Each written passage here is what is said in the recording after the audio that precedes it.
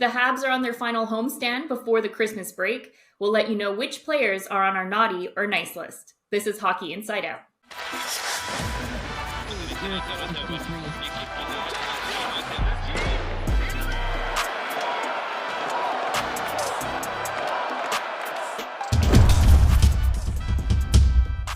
Hello and welcome to another episode of Hockey Inside Out. I am your host, Jessica Rusnak. Joining me on the panel this week, we've got Stu Cowan from the Montreal Gazette. We have former NHLer, Stanley Cup champ, and former assistant coach with the Montreal Canadiens, Rick Green. And we have Andrew Berkshire back this week. He's the program director at Game Over on SDPN Sports. Now, the stats might not show this, but it does seem that Juraj Slafkovsky has really improved his play so far. I want to get your impressions if you guys feel the same way. What do you think of his performance over the last little stretch? Have you guys also seen an improvement? Stu, we'll get you to start this one off. Yeah, I mean, heading into the game against Pittsburgh, he's still stuck on 2 goals. You'd like to see more, but he's had much more of a physical presence in the last, I'd say, 6-7 games on the ice. It's really noticeable, and even more so after Marty St. Louis put him on the number 1 line with Suzuki and Cole Caulfield. I was speaking with Slafkovsky after one of the recent game, and I was saying, are you starting to realize how strong you are? And he sort of laughed and he said, yeah. And he said, he's a man-child, right? He's a man in a teenager's body. And he was saying, like, when he was playing youth hockey as a kid, he never really had to use his size because he would just use it to fend off players who couldn't get the puck and they couldn't reach it. But he never really had to hit anybody, and he never really had to take a hit because nobody wanted to hit him. He was so big. So he's learning now how physical the game is in the NHL. And it was a big problem with him last season and earlier this season. He'd be losing a lot of puck battles along the boards, especially in his own end. He was falling down a lot, but he seems to have gained more confidence. And he's as he said to me, he said he's realizing how strong he is and that he's a big, strong kid and he can use that size to his advantage in the NHL. And we're seeing him do that. He needs to shoot the puck more often and he needs to get his shot off quicker, especially on the power play.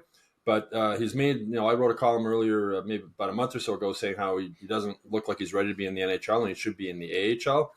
He's looking much more comfortable in the NHL level right now, and that's just because of the way he's using his size.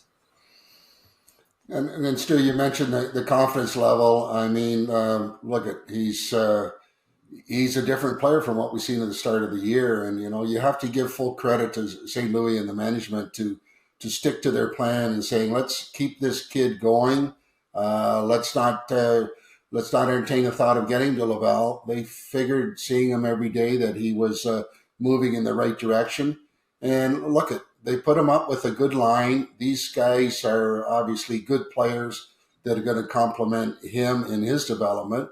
And he's feeling really good about the opportunity to go and play with those guys, and wants to make sure that he gives back everything that he can to show that he's deserving and he's progressing in a very good way. And I have to talk about his size. I mean, the kid, at 230 pounds, at 6'3", one of the biggest guys on the team. Sometimes the tendency for those guys, they don't need to get involved physically because they are big and they are strong. But he's come to realize that this has to be part of his game, that he can use his size, he can use his strength, and he's battling much harder. And he's coming to realize what he needs to do to have a positive impact with the team. So I'm really happy with the kid. He was facing a lot of criticism, but I really feel that he's on a good path right now, and he's developing some of the things that he didn't really do that well before. But Stu mentioned about shooting the puck. He has to shoot the puck more, even though he's with Suzuki and Caulfield. You don't always have to look for those guys, to make that pass. Shoot the puck, get to the net, create some room for those other guys, but don't hesitate in looking for them all the time. And I'm very happy to see the progress that he's making, and hats off to the management for giving him every opportunity to progress and develop all of his skills. Yeah, I think it's been a frustrating watch for Slafkovsky for the first year and a bit here, that I think because of the injury last year, there's this perception that it's taken so long for him to get it. And at times last year and early this year, he would have the odd big man game, right, where he would realize how strong he is and assert himself physically. And now that's happening pretty much every game, where he'll go into the corner in the offensive zone against two defensemen or a defenseman and a forward, and he'll come out with the puck. He'll just come in there and just knock them both over like a bowling ball almost with pins, and he'll come out and create those plays. But aside from the physicality, I feel like we've seen in a very quick amount of time here with Slafkovsky, he's evolved his involvement in the play. So he's gone from anticipating the play, which he wasn't really doing very much last year. He wasn't scanning very well when he had the puck or when he was about to get the puck. He wasn't looking for the next possible option, to being involved in the play. And now he's starting to dictate the play. So he's the one who's starting plays, getting things going, finding his teammates in transition, getting into the right spots in the offensive zone. Does he need to shoot more? Absolutely. Does his shot also need work in general? Yes. It's a little bit soft right now. I think he gets too overexcited and his timing gets off when he gets a chance to shoot. But we've seen this evolution, and it has been very extreme in a very quick amount of time. I'm now confident that the shooting's going to get there, probably by the end of this season. And we're going to see a very different player going into next season. Juraj Slafkovsky looks like he can be a very good player for Montreal Canadiens after looking like he might not get there for a stretch. Yeah, we've seen Adam Nicholas working with him on the shot before practices and videotaping him and working on his release. Adam Nicholas is around him a lot, working a lot with Slafkovsky, which is a good thing. And you mentioned, Marty St. Louis was saying the other day about Slafkovsky has to move his feet. He's moving his feet more. That's why he's able to use his body more. And he also spoke about how, when you're the F1, when you're the first forward in on a forecheck, it's easy. You're just like a dog on a bone. You just go after the guy with the puck. It's when you're F2 or F3 where you have to anticipate and decide where you're going to go. And St. Louis said Slafkovsky's starting to figure that out now. He's starting to make the decisions more, and we're starting to see that on the ice. I mean, and from the physical standpoint, we saw him getting his first fight in Buffalo. You don't want to see Juraj Slafkovsky fighting, but I mean, he got stick from behind between the legs. I'm sure Rick never did that during his career, that dirty move. And he wouldn't take it. He didn't accept it. And good for him that he did it. We were talking about the fight after. He said he blacked out. He said it's the first hockey fight he's ever had. He sort of blacked out, but he did okay for himself. He defended himself. He might want to give our buddy Knuckles Nyland a call just to get a few tips on how to protect himself a little bit better if that happens again. But it was good to see that he wasn't going to take it. Like, it was a really dirty, cheap shot from behind, and he wasn't happy with it, and he let the Sabres know. I like to see the poise also that he's showing with the puck, unlike before where it seemed to be a hot potato. I got to move it. I'm moving it when I shouldn't. Now he's a little more composed with the puck. And again, that comes with confidence and comes with experience and understanding when it's time to move it and when it's time to keep it. And, this is a progression that you like to see with every young player, is understanding those details and the finer parts of the game that make you a good NHL player. So he's showing some great things, and hope it will continue for him. Yeah, you look nervous. You hit on something there. I feel like one of the toughest things, obviously you would know being a former NHLer, one of the toughest things about adjusting to the NHL is understanding when you do have the time to hold on to it a little bit longer and when you don't. Justin Barron, for example, struggles with that. Yeah, and Slafkovsky looked nervous with the puck before, and he still does a little bit now. And as Rick mentioned, it looks like he's almost feels he has to give the puck to Caulfield or Suzuki. And if he would just look at Caulfield and fake the pass and then rip a shot, it would really be effective. And, we're seeing Caulfield struggling to score goals, and I think teams are keying on him defensively. So for Slafkovsky, that should open up a little bit more room for him on that line. So we spoke about, a positive with Slafkovsky. What about a player that you've been disappointed with for their play the last few weeks or the last little stretch? Rick, who comes to mind for you? Well, I have to tell you, when I saw Dvorak come back after his injury, I thought, wow, this guy is starting to really play. And then all of a sudden, I've been watching him, and I'm trying to figure out what really he does best. I don't know what he's bringing that he's supposed to bring, as in a little more offense. And, at 1 goal and 4 assists in 18 games, it's not enough. So his name jumps out for me as a guy that has struggled and is not playing up to his capabilities. And we need more from him if the team is really lacking in scoring, and you need guys like that who are supposed to score some goals, do their part, but he hasn't been able to find his way at all for a while now. Yeah, Dvorak's at the top of my list with that also. He scored his second game back, and then, heading into the game against Pittsburgh, he got 16 games without a goal. Is there a centerman who's getting a lot of ice time, and it seems like whoever's on his line seems to struggle also. Andrew mentioned Justin Barron before. He's been struggling a bit also, coughing up the puck and too many giveaways. Maybe, I don't know if he's getting too comfortable with the puck or what the situation is there, but he's been making a lot of mistakes recently. But for me, Dvorak's a guy, Marc Bergevin, when he let Philip Danault go, he sort of thought Dvorak was the equal player or maybe even an upgrade on Philip Danault, and he was very wrong on that. I mean, we saw Philip Danault come to town with the Kings recently, and I still can't believe that Bergevin let him get away. But Dvorak was supposed to be the replacement, and there's no comparison between what Philip Danault brings to a team and what Dvorak hasn't brought to the Canadiens. Yeah, they're not even close, those two. It's that's a bad read by Marc Bergevin in a desperate situation. The guy that sticks out to me that I'm disappointed, like obviously Barron has struggled a little bit. I think he's kind of dragged down Cayden Primeau a little bit. That pairing is struggling overall. But Josh Anderson, I thought for a stretch there when he was still looking for his first goal, he was playing well but wasn't getting lucky. And now it just seems like he's a little bit defeated. And a lot of those improvements that we've seen in his game over the last couple of years, holding on to the puck when he should hold on to the puck, finding a pass once in a while, they're just not there anymore. It seems like when he does fire off a pass, it's like he's shooting it to his teammate and it's going so hard that they can't handle it. The reads are really bad. Defensively, it's an absolute mess out there. So it's almost like that. It's almost like the opposite of the Vancouver Canucks. The Vancouver Canucks started this season. They were playing terrible hockey, but everything was going in for them, and Thatcher Demko was incredible. So they believed that they were excellent, and now they're actually playing really good hockey. They're not getting as lucky, but they're playing really good hockey, and they're probably going to end up making the playoffs. And Josh Anderson started the season playing pretty good hockey, but nothing was working for him. So it became this self-perpetuating prophecy, and now he's playing down to what his stats show. And I'd like to see him get a little bit more confidence, but it can't come at the expense of players who deserve more ice time. Yeah, we thought after, we still had, heading into the Pittsburgh game, he still hadn't scored a goal against the goalie this season. And I figured with that empty netter, it would give him a boost. And, we kept saying in earlier episodes of the show, once he gets one, they'll start to come. But they didn't, at least not in the first couple of games after that. And as you mentioned, Andrew, he sort of just hasn't.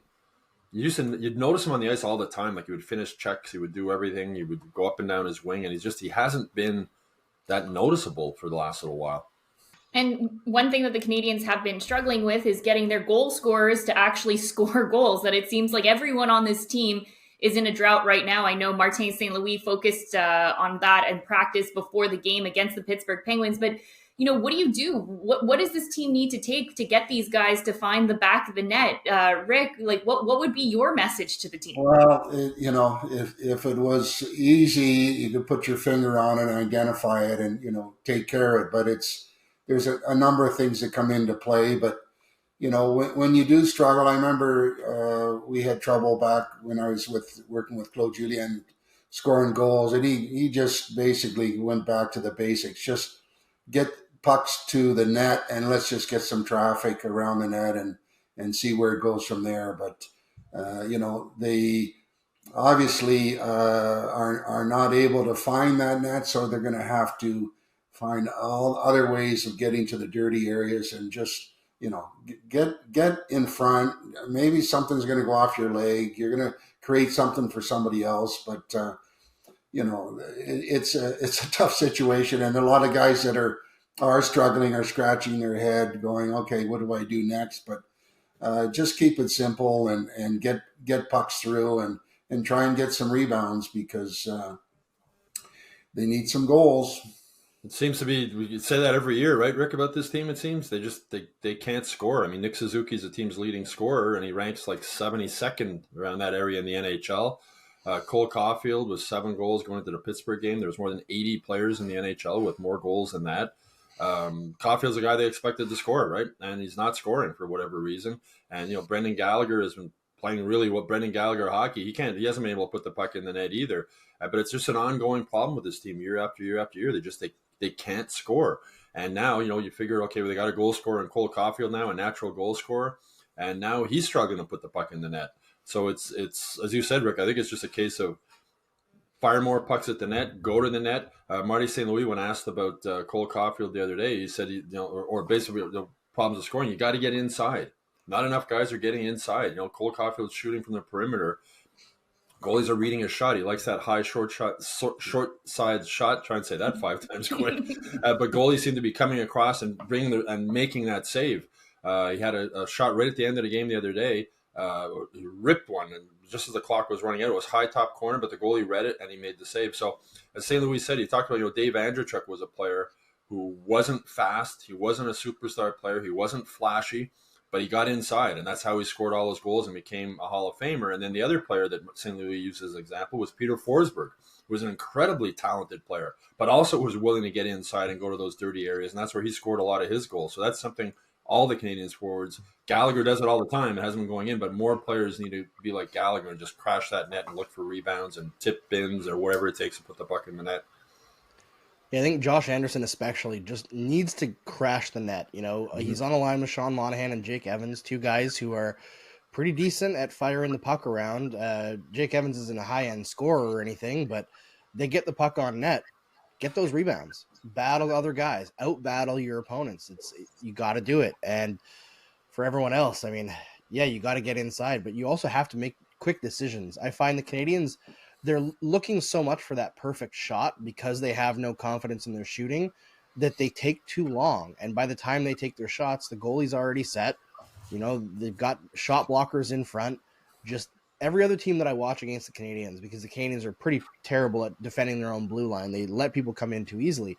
It's like 2 passes and shot. It doesn't always translate to a good shot, but then you've got chaos, right? You've got a rebound that's got to be recovered by the defense, or it goes off into the corner. There's another battle.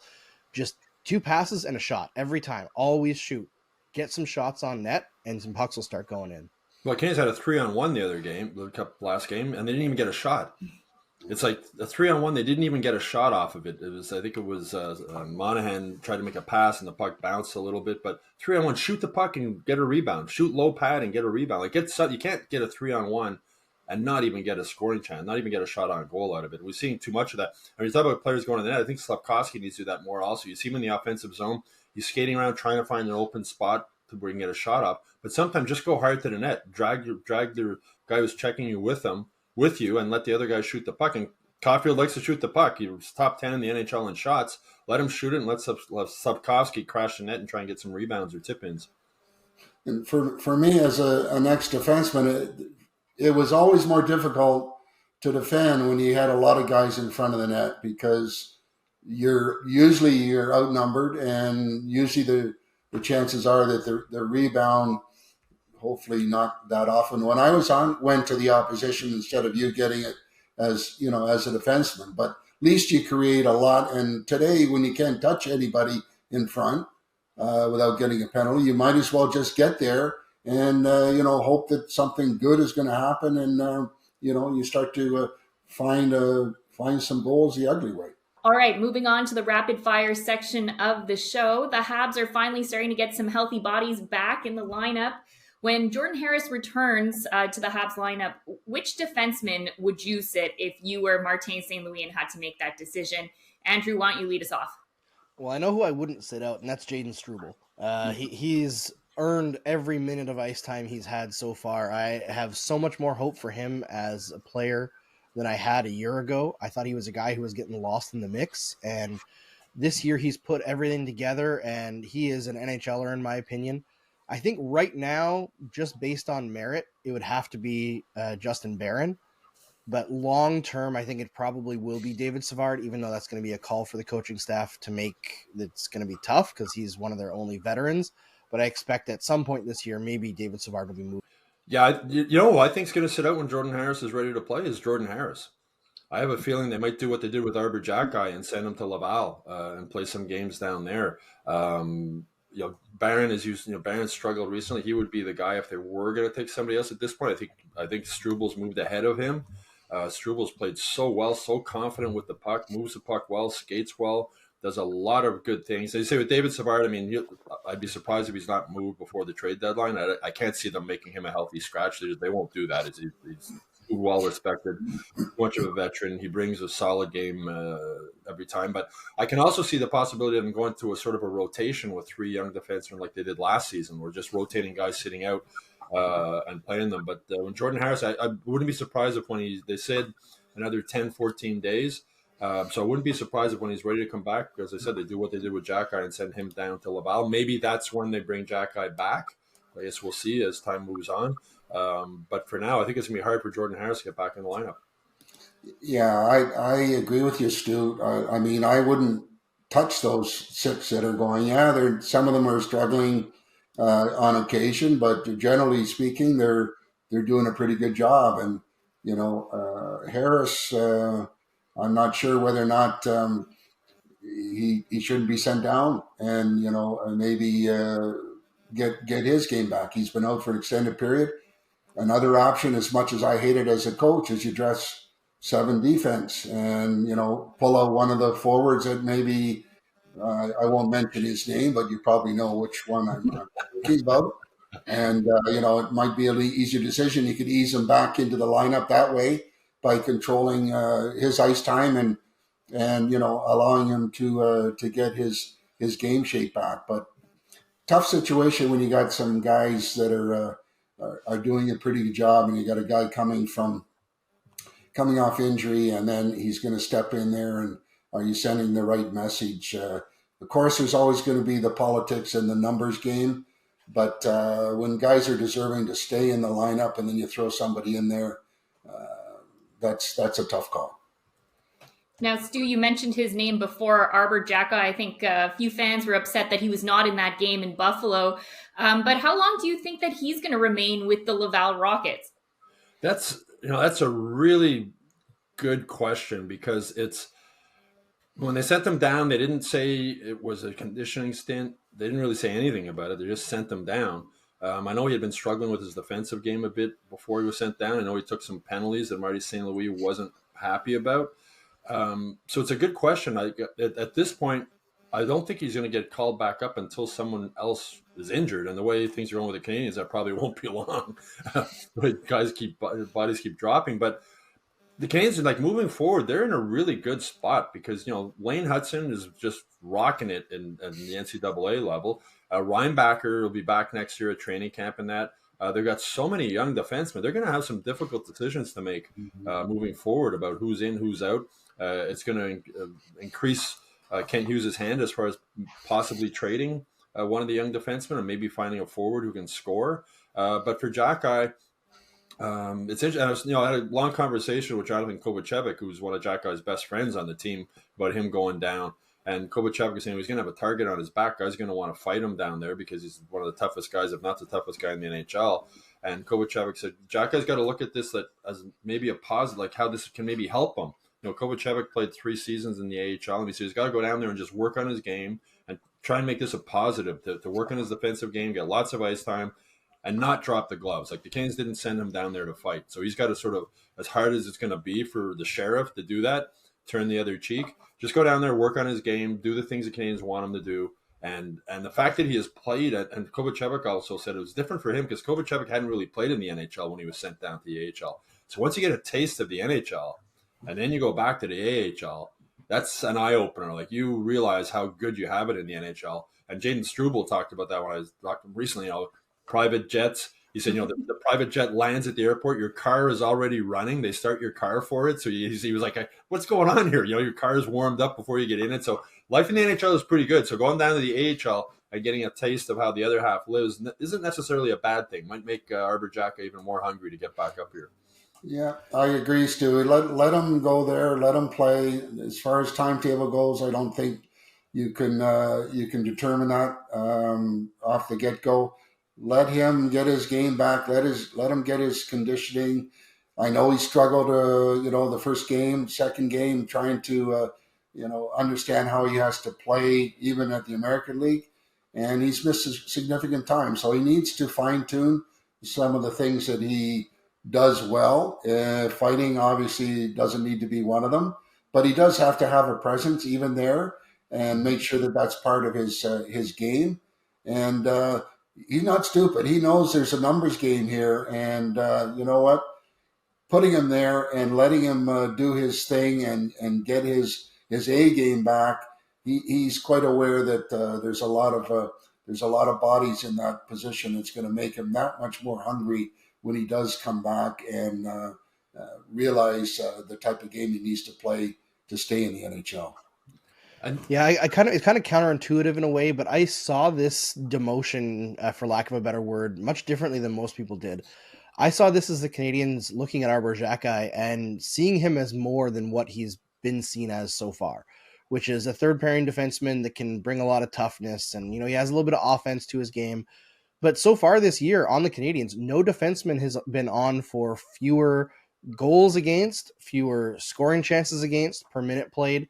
He's actually been pretty strong this year. He has the best differentials on the Canadiens defense so far this season. So I think they sent Arber Xhekaj to the American Hockey League to say, hey, look, we believe that you can be even better than you are right now. We believe you could be a second pairing defenseman maybe. So why don't you go down there, perfect some things, don't worry about fighting, and then when you come back, maybe you'll be higher up on the depth chart. And look at the improvements that Struvel's made. Look at what happens when Justin Barron has gone to the American Hockey League and come back. They always seem to come back stronger. So I think they're trying to attempt that same thing with Arber Xhekaj, and it's not going to be very long. I think he's going to be up relatively soon, and the team definitely does miss him. I mean, there have been several games since he went down to injury, since he's been in Laval, where something happens and you're like, kind of wish Arber Xhekaj was there right now to hammer that guy a little bit. Yeah. And that presence it can't be replaced easily, especially with a guy who plays the game well, not a Ryan Reeves who plays 5 minutes and then gets 2 goals scored against him in those 5 minutes and flexes on the bench. That kind of stuff doesn't really help. But guys like Arber Xhekaj, the rare guys who play heavy minutes in the league and bring that toughness, those are unicorns. Yeah, well, the game like when Slafkovsky got stick between the legs. That Sabres player probably doesn't even do that if Xhekaj's in the lineup, right? They know who's in and who's out of the lineup. But Xhekaj was never drafted, so there was obviously holes in his games. And I think you might be right, Andrew. I think the Canadiens just said, here's what we want you to work on. Go down, work on this. You're going to play lots of ice time. You can understand why the first game he didn't play well or didn't look well. Imagine the disappointment of getting sent down. I don't think he probably saw this coming. And rusty, right? Like, yeah, exactly. And the thing is, like, the Canadiens were on the road, too, when he was hurt. So, like, he wasn't able to practice with the team or skate with the team. They're out in California. So it's sort of, for Xhekaj, it's, he's obviously got some holes in his game. A chance to work on it down there. But you're right, Andrew. I think he brings to this team something that they're lacking.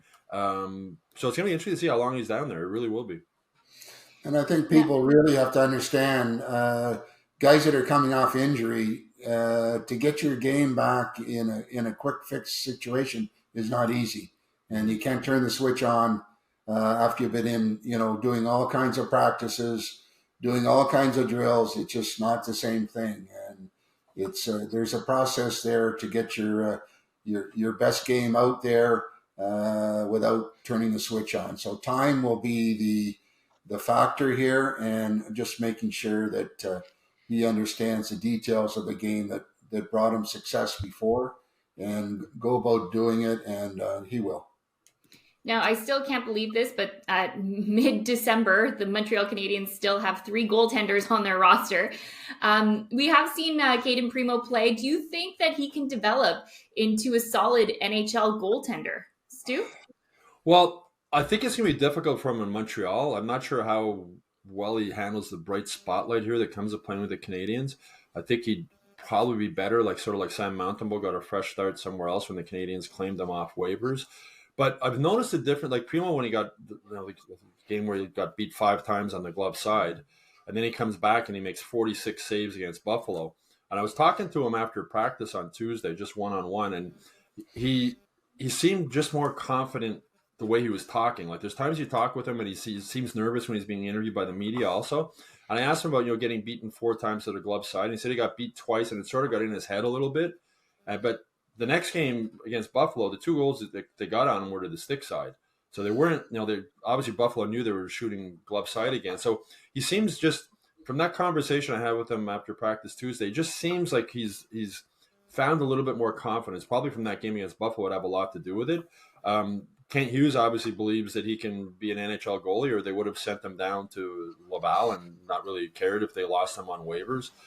He obviously wants to get something in exchange for one of his goalies that he trades. But the thing with the 3-goalie system, heading against Pittsburgh, all 3 goalies had save percentages over 900. So it's not like goaltending hasn't been the biggest problem with this team. And this is not a team that ranks 30th in shots against. They give up a ton of shots. So for Primeau, can he? I'm not certain still at this point. I'm not sure if he can become an NHL goalie. But the Canadiens obviously believe that he can.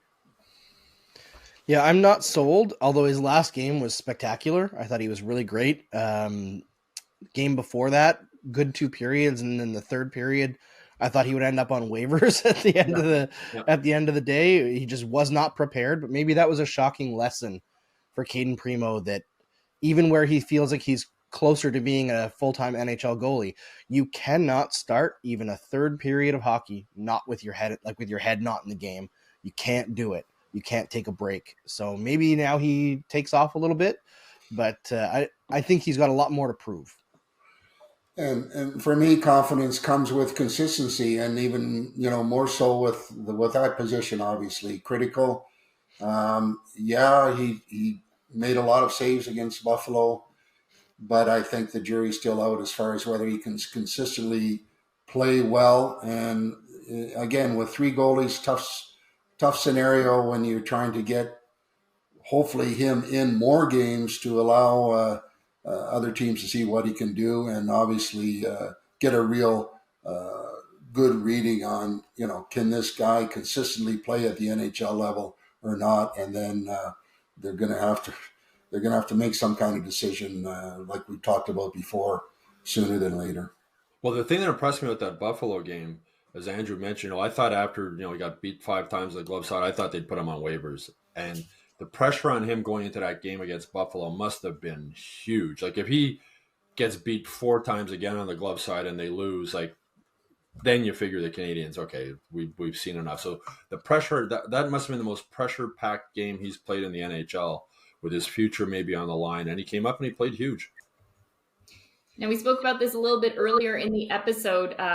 Another player struggling to find the back net, Brendan Gallagher. He's playing well, but he just doesn't have any goals to show for it. Why do you think it is that he's having trouble scoring goals? Rick? Maybe the guys that he's playing with right now. I don't know. You try and, get your fingers to point in different directions. And we all know that Brendan Gallagher's goals, most of them are coming from, in tight and around the net. The dirty areas, which he loves to be in. But, he's getting a couple opportunities and not able, like a lot of them, to finish on those opportunities. And you can put him in the pile of guys that just are struggling to get that puck to the area that they're hoping it to go in. And, no magic on how they need to achieve that, other than just keep working. You don't have to worry about him not working. But he just he's not able to find the net like a lot of guys. Yeah, Brendan Gallagher is an animal. I didn't think that he would get back to this level of play. I'm very, very impressed with his play this season. If you look at where he's shooting from, where the shots while he's on the ice are coming from, so far, according to Natural Stat Trick, their expected goals model, he's on for 3.54 expected goals per 60 minutes, and he's getting 1.9. As a team, that's not just his personal shooting percentage. 10 shots on goal last game. He may as well play with a shovel, unfortunately. He doesn't really have a great shot anymore with all the injuries to his hands. But, man, I respect so much the way that he plays and the fight that he brings every single game. I really hope the pucks start going in for him. I don't think he's personally doing anything wrong. I agree with Rick that it might be the line mates. He needs some better quality line mates. Unfortunately, the Canadiens are in a tough spot to give that to him with all the injuries. Well, the game against Nashville, as you mentioned, Andrew, 10 shots on goal. None of them went in the net, but I think Gallagher himself went in the net about 3 or 4 times. He's such a real pain in the butt to play against. And Jake Allen said that after the game. He's played against Gallagher before, and he's just said he's a pain in the butt. He didn't use that word, but he's a pain in the butt to play against. But they're not going in. And, when we're talking about Marc Bergevin letting Phillip Danault get away, when he did, he didn't just lose Phillip Danault. In a way, he also lost Brendan Gallagher.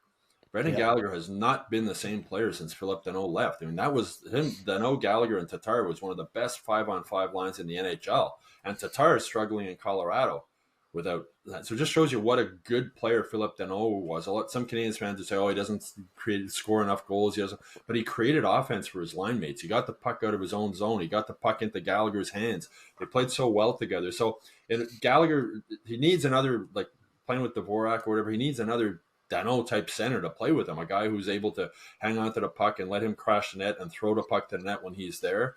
The effort level for Brendan Gallagher, people talk about his contract and his current contract. Yes, he is overpaid on his current contract. He was underpaid on his previous contract.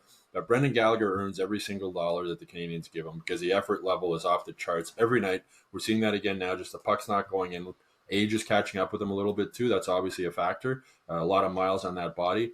But Brendan Gallagher will give you 100% effort every time he's on the ice, right up until his last game in the NHL, whenever that might be. And just quickly, before we're out of time, has there been any part of the Canadiens' play lately that you've been noticing, any bad habits being formed that they need to correct moving forward that would help them? Rick, you seem like you've got something in mind. Well, on their penalty kill, understanding the importance of getting the puck down the first time instead of giving it the almost out. And the almost out usually results in a goal against or a real good, scoring chance. And I used to jump up and down behind the bench when I used to see guys give it the almost out clearing. And this is a small detail, but it becomes a big detail when it comes to, having a successful penalty killing. If you're going to do almost out, should you go for the full Austin Watson there, Rick, and just fire it at the guy's shin pad? Well, as bad as the Canadiens have been on the power play, which everybody talks about, they're even worse at penalty killing. They're ranked 29th. They're 24th in the power play, and they're 29th in penalty killing. Just the defensive coverage also. I mean, they're just giving up. As I said, they're ranked 30th in the NHL in shots. They've given up over 40 shots, I believe, in 6 games. They're giving up an average of almost 35 shots a game. That's a lot. Like there's breakdowns in the defensive system.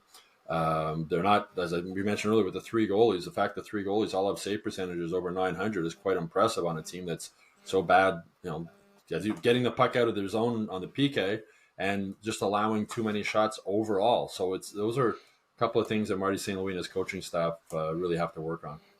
Yeah, it's almost the worst of both worlds for the PK because it feels like every single PK that they're on, they do really well for the first 90 seconds. So you get all the attrition involved in having a good PK. Then you allow a goal in the last few seconds anyway. It seems like that's always the way for the Canadiens. They do almost the whole job and just kind of mess it up at the end there. So it is tough. I think going back to what I said earlier on the power play, quick plays. Don't always look for the perfect shot. Quick plays, get the puck on net, try to catch guys by surprise, create lanes by making quick plays. The only guy who I want holding onto the puck for extended periods is Nick Suzuki because he's the guy who has the patience and creativity to still make a play despite kind of getting caught in no man's land. They had a 5-on-3 in a recent game, and they just kept passing. They killed 40 seconds of their 5-on-3 just passing the puck around. It's a 5-on-3. Shoot the puck. The odds are you're going to get the rebound. There's 2 extra guys. You should get the rebound. And they're just passing it around. I'm sitting in the press box. I'm watching the clock tick down on the 5-on-3. They killed half of their 5-on-3 themselves. The other team didn't have to do anything. They just watched them pass the puck around. Yeah, there was no threat whatsoever. And as a penalty killer, it's just like, okay, go ahead, guys. Just knock yourself out, moving the puck around. You really look good passing. But, as a penalty killer, you just like, okay, if anything, it's going to come from the perimeter. But it doesn't work. And I'm sure they've talked about it, but it's going to have to get better. All right, well, that's it for us for this week. Thank you for tuning in to this episode of Hockey Inside Out. Make sure you like and subscribe to our Hockey Inside Out YouTube channel so you can get all our latest videos. You can also subscribe to the Hockey Inside Out newsletter. You just have to go to montrealgazette.com/newsletters. You'll see their Their old letterhead is back. Their logo, what's old is new again with the Montreal Gazette. And also check out montrealgazette.com to get your full Habs coverage.